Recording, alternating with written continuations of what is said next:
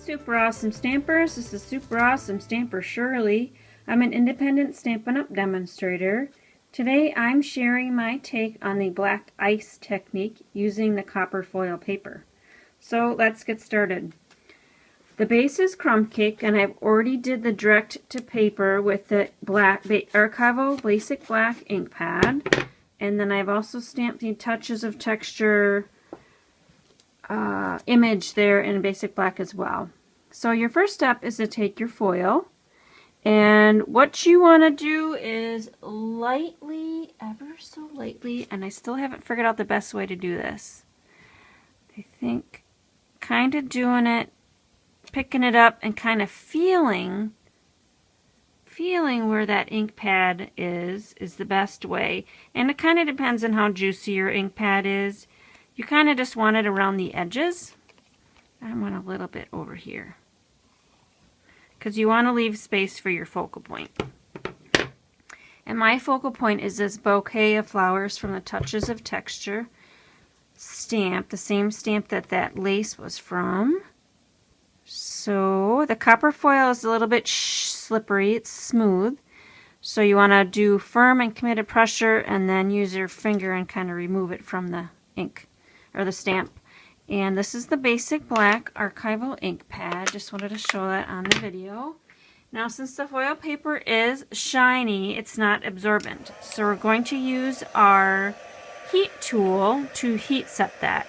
I'm going to use the tweezers and pick that up. And it will just take a few seconds depending on how hot your heat gun is. And you can test it out. Just use your finger. Oh, I'm not sure if that was ink from something else. I'll use my pinky finger. Oh, yep, I do need to heat set a little longer. There's a lot of ink along that side.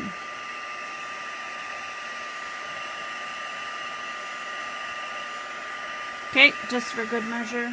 And now my heat gun is nice and hot. Alright, next step, I'm going to move that out of the frame, is to run our Versamark over the copper foil paper. And you want lines. You don't want to do squishing, you want lines. So I'm just running it. And the Versamark is sticky. Here, I'm going to pick it up. I think I found that picking it up is the easiest way to get that Versamark where I want it. Okay. Now, next step is to pull in whatever container you got your embossing powder in. I just use some paper that I can throw away.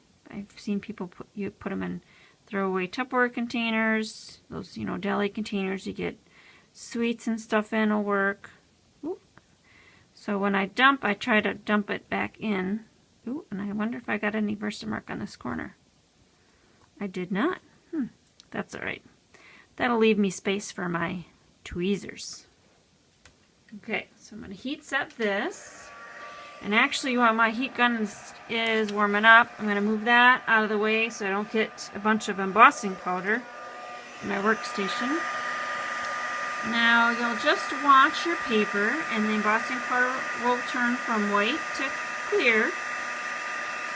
And then you know it's done heat setting, and you can move to the next area on your paper.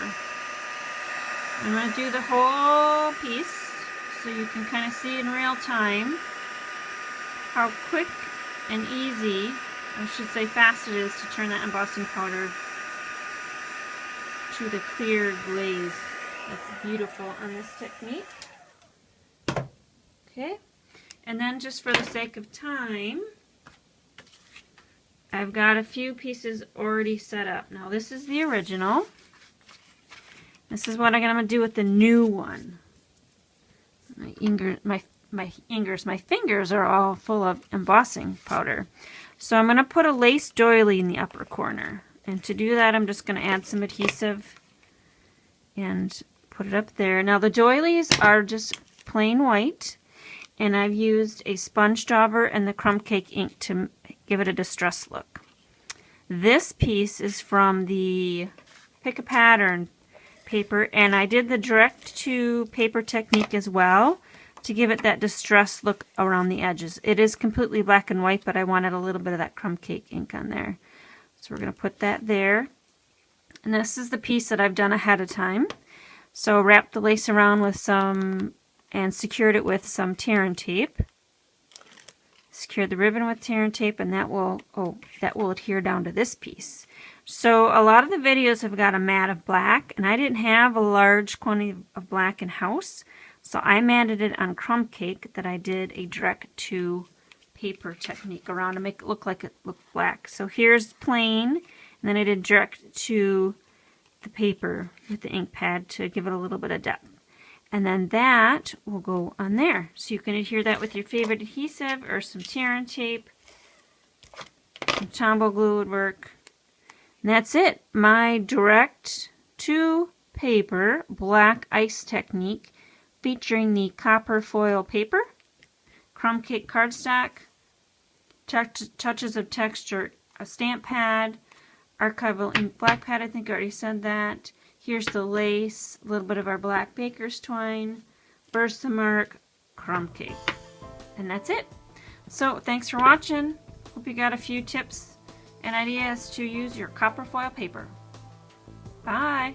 Oh, and go to my blog, and that's where all the measurements will be for the dimensions on the paper. All right, bye-bye.